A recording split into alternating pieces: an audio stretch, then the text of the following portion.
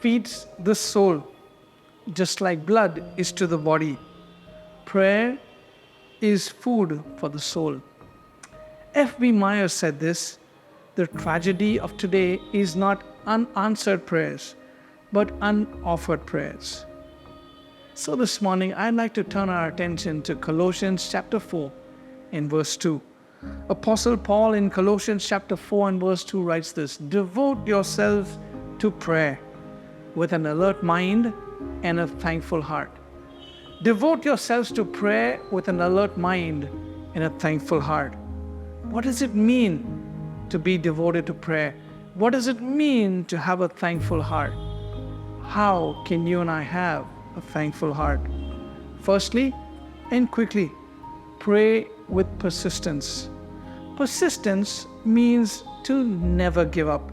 Persistence means to continue, to follow a process. Luke chapter 11 and verse 9 says, ask and you will receive. Seek and you will find.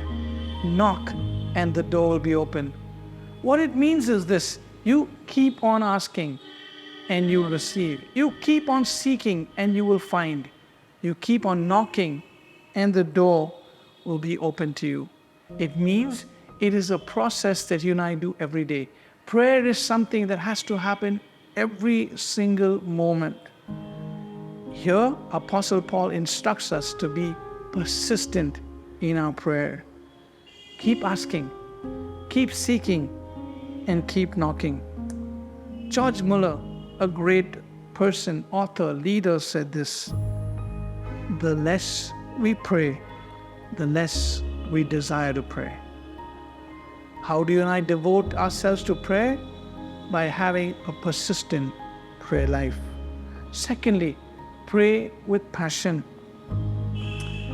Passion means you and I will do anything for it.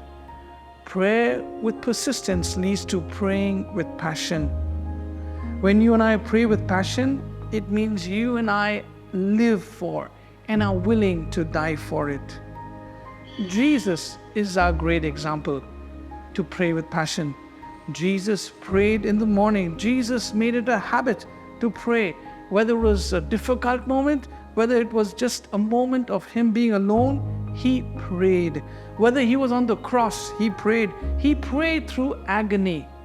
That is having a passionate prayer time. James chapter 5 and verse 16 says, the effective and fervent prayer of a righteous man availeth much. The prayer of an effective and fervent prayer of a righteous man has enough power. So pray with passion. How do you and I have a devoted prayer life? How you and I can build a devoted prayer life? By praying with persistence. Secondly, by praying with passion. And thirdly, he writes, devote yourselves to prayer with an alert mind and a thankful heart. Praying persistently and praying passionately isn't just enough. You and I are called to pray with thanksgiving. Is there anything you and I can think about to thank God? Let me start off. How about thanking God for life? How about thanking God for family and friends? And the list can go on. The Bible again in Colossians chapter 3 and verse 17 says, and whatever you do and say, you represent Jesus Christ. Give thanks through him to God the Father. A thankful prayer is not me-centered, but is God-centered.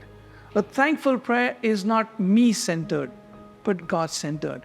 This morning, devote yourselves to prayer by praying persistently, by praying passionately, and by praying thankfully. God bless you.